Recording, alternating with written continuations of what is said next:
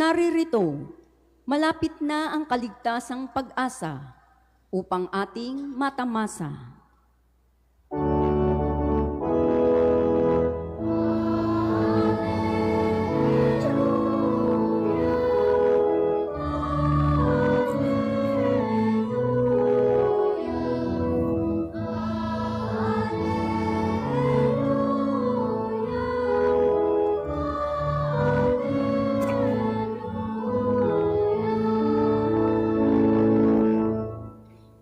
Sumainyo ang Panginoon. At sumainyo rin. Ang mabuting balita ng Panginoon ayon kay San Lucas. Papuri sa iyo, Panginoon. Noong panahong iyon, pinag-uusapan ng ilan sa mga tao ang templo, ang kahangahangang mga bato na ginamit dito at ang mga palamuti nito na inihandog ng mga tao. Kaya't sinabi ni Jesus, darating ang panahong lahat ng nakikita ninyong iyan ay iguguho. Walang batong ititira sa ibabaw ng kapwa bato. Tinanong nila sa Jesus, Guro, kailan po ito mangyayari? At ano ang magiging palatandaan na ito'y magaganap na? Sumagot siya, mag-ingat kayo at nang hindi mailigaw ninuman, sapagkat marami ang darating sa aking pangalan na magsasabi, Ako ang Mesiyas. At dumating na ang panahon, huwag kayong susunod sa kanila. Huwag kayong mababagabag kung makabalita kayo ng mga digmaan at mga himagsikan. Dapat mangyari ang mga ito, ngunit hindi darating karakaraka ang wakas. At sinabi pa niya, makikipagdigma ang bansa laban sa kapwa bansa, at ang kaharian sa kapwa kaharian. Magkakaroon ng malalakas na lindol, magkakagutom at magkakasalot sa iba't ibang dako. May lilitaw na mga kakilakilabot na bagay at mga kagilagilalas na tanda buhat sa langit. Ngunit bago mangyari ang lahat ng ito, darakpin kayo't uusigin.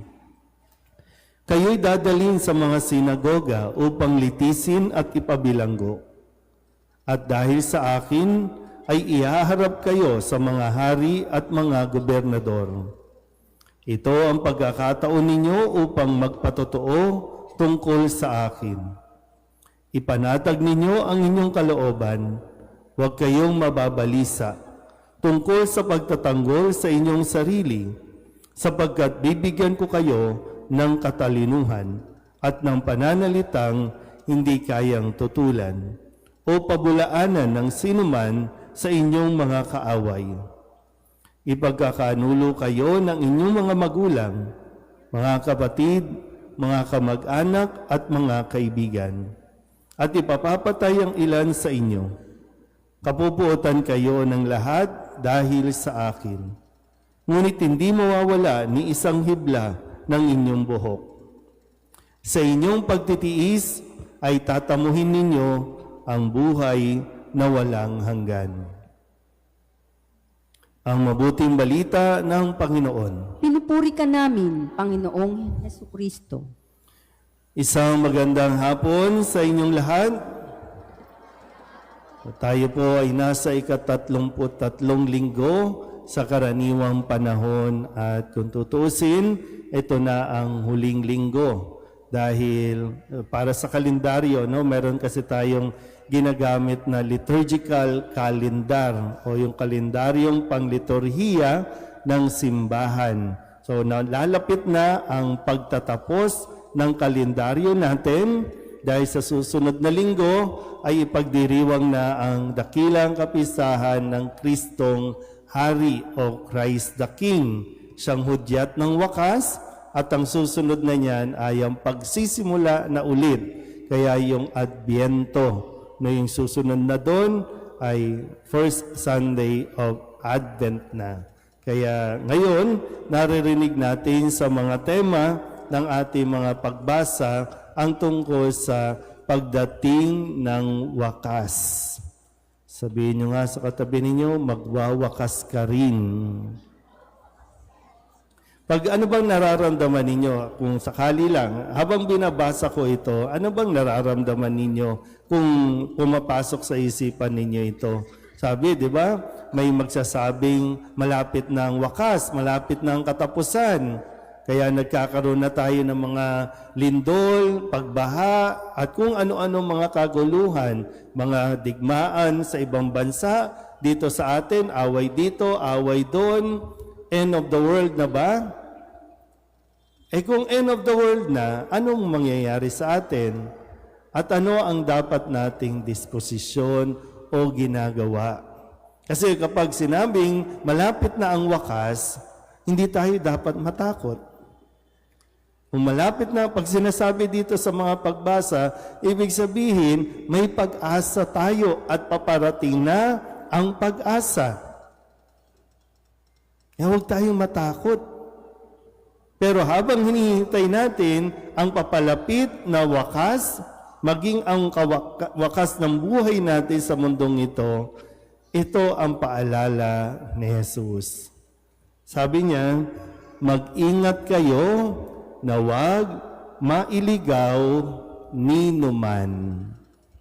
Huwag mailigaw ninuman sapagkat marami ang darating, sabi dito, marami ang darating sa aking pangalan at magsasabing, ako ang Mesiyas. So sabi ulit ni Jesus, mag-ingat kayo na huwag mailigaw. Pag sinabing Mesiyas, siya yung tagapagligtas. Siya yung pinili, siya yung hinirang ng Diyos para iligtas ang bayang Israel, para ipagtanggol ang bayang Israel, para iahon mula sa kahirapan ang bayan. Iisa lang ang Mesiyas. Yan walang iba kundi si Kristo. Naintindihan po ba? Pakisabi nga, Mesiyas. Yan. Kaya, mag-ingat-ingat tayo. Lalo pa sa panahon ngayon, nahihirapan tayo. Sa ating mga matatanda na naririto, responsibilidad natin na ingatan ang mga batang naririto, ang mga daladala ninyo. Responsibilidad natin yan. Kasi baka kung tayo naliligaw, saan din mapupunta ang mga batang ito? Maliligaw din. Kung yung mga matatanda natin naliligaw, kaya lahat tayo, buong bansang Pilipinas, naliligaw na. Nahihirapan na tayong makabalik kung saan. Kasi yung mga inaasahan natin na dapat magdadala sa tamang direksyon kung saan-saan tayo pinupunta. Responsibilidad natin yan. Kaya nga sabi sa unang pagbasa sa aklat ni Propeta ni Malakias, di ba ang sabi dito, tandaan ninyo, darating ang araw na lilipulin ko ang mga palalo at masasama. Ngunit kayo na sumusunod sa akin ay ililigtas ko. So saan papuntang direksyon? Kung magdidesisyon tayo, saan tayo papunta? Doon ba tayo, sumusunod ba tayo sa mga gumagawa ng masama? O sumusunod tayo at tama na ang sinusundan natin ay yung sumusunod sa mga tuntunin ng Diyos? Sige nga, ba lang? Ngayon nga, sa mga matatanda na naririto, nasaang direksyon tayo? Nasaang direksyon tayo? Kasi pananagutan natin ito. Kung maligaw ang mga kabataan dito, kung maligaw ang mga bata dito, tayo ang mananagot. Tayo ang parurusahan. Hindi tayo makakaiwas dyan.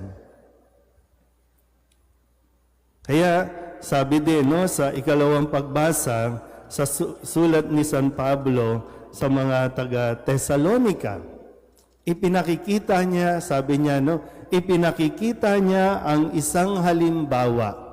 Nagtatrabaho sila para hindi sila maging pabigat kanino man.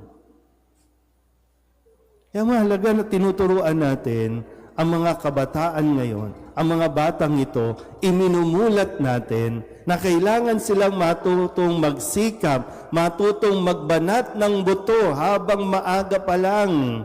Dahil kung hindi, ay aasa din yan sa tatanggap ng mga tupad, AYIX, ayuda. Pero kung tinuruan mo na yan, ngayon pa lang, paano maging masinom, paano magtiyaga, paano magtiis, malamang hindi yan pipila dyan para makatanggap ng ayuda. Kaya nga kahit sa inyo mga magulang, huwag niyong sanayin na tumatanggap ng ayuda ang inyong mga anak kasi maliligaw yan. Turuan ninyo kung paano tayong natuto noon na talagang nagsusumikap tayo. Kung meron tayong gustong bilhin, pag-iipunan natin yan mula sa mga allowance na binibigay sa atin. Kasi doon natin nakikita yung value, di ba? Yung kahalagahan na hindi lahat ng gusto mo, bibilin mo, kukunin mo agad-agad. Pagsusumikapan mo at pagninilayan mo mabuti kung importante ba ito? Mahalaga ba ito? Kasi yun ang isang malaking problema natin ngayon. No? Kapag may gusto, ano ang gagawin? Mangungupit. Kapag may gusto, anong gagawin? Mauwi sa nakawan. Kaya itong nangyayari sa atin. Nakaw dito, nakaw doon. Ang tatamad, ayaw magbanat ng buto. Kasi, pwede naman palang mag-insert ng budget. Pwede naman palang maglagay na lang ng budget. Bakit pa tayo magmumblema? Bakit pa tayo magtatrabaho? Kaya nga sabi ni San Pablo, di ba? Yung ayaw magbanat ng buto, wag mong pakainin.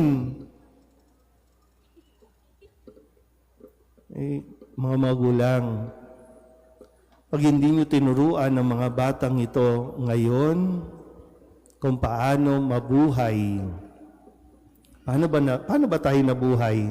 Naalala nyo ba? Paano ba tayo nabuhay? Tinuruan tayong magluto. Yung simpleng mga bagay, mga praktikal, mga kabataan, mga choir, itong mga choir natin. Hindi yung bili na lang ng bili dyan sa kanto. Kaya, pag wala yung magulang, wala. Mamamatay sa gutom. Pero pag binuksan mo ang mga ref, ang cabinet, mayroong dilata, mayroong itlog. Pero, ayan, nagdadrama, kawawa naman kami, wala kasing nag-aasikaso sa amin. Uy, mabubuhay ka dyan. Kung matututo ka lang. Pero turuan natin. Hindi yung bili lang ng bili. Hingi naman ng hingi. Sa ngayon, sa nangyayari sa lipunan natin, kailangan natin ng gabay. Nalilito na nga tayo, ano ang totoo pagdating sa artificial, yung AI, akala mo totoo na, hindi pa pala. Kaya nga sabi, mag-ingat na wag mailigaw. Kailangan kang mas maging mapanuri. Kung ano man ang sinasabi ng tao, pag nilayan mo na mabuti, totoo ba yan? O baka naililigaw lang ako? Pero ang gulo kasi, Rally dito, rally doon. Kasi hindi pinagninilayan eh. Yung mga sumisigaw noon, nagtipon-tipon noon, 32 million daw, para iluklok si Sara Duterte at Bongbong Marcos.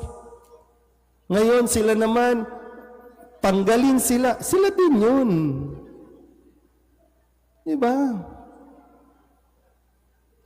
Ang daming naliligaw eh. Administrasyon ng administrasyon. Iisang tao lang ang gusto. Pag administrasyon, di buo. Kasama ang Vice President. Diba?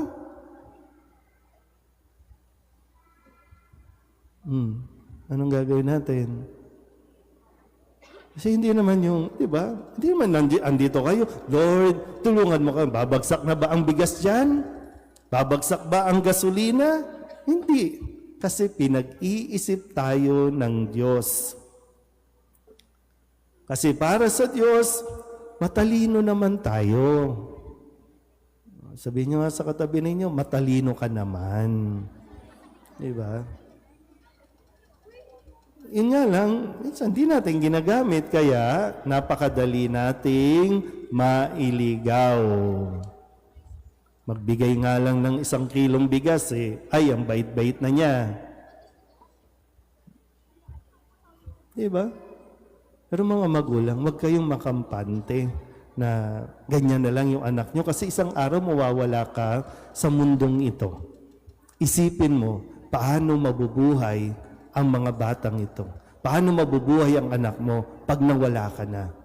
Kasi yung kayamanan mo na iniipon-ipon mo, kapag hindi yan na-manage ng tama dahil hindi mo tinuruan paano i-manage ng mga anak mo, mauubos lang yan. At yung pinakakaayaw-ayaw mo na maghirap sila, dadanas siya ng hirap.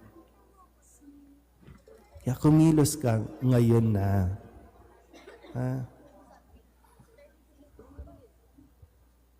Ibalik natin.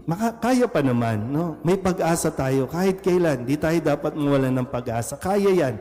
Makakabalik tayo at kung ano man ang katotohanan na dapat, makakabalik tayo dyan. Pero kailangan natin magising.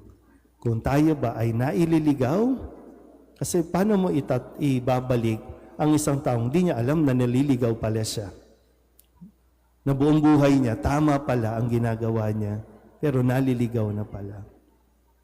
Kaya ang tamang daan, balik tayo kay Kristo, makinig tayo sa tinig ng Diyos, dahil yun ang magbibigay sa atin muli at magbabalik sa tamang direksyon. Amen?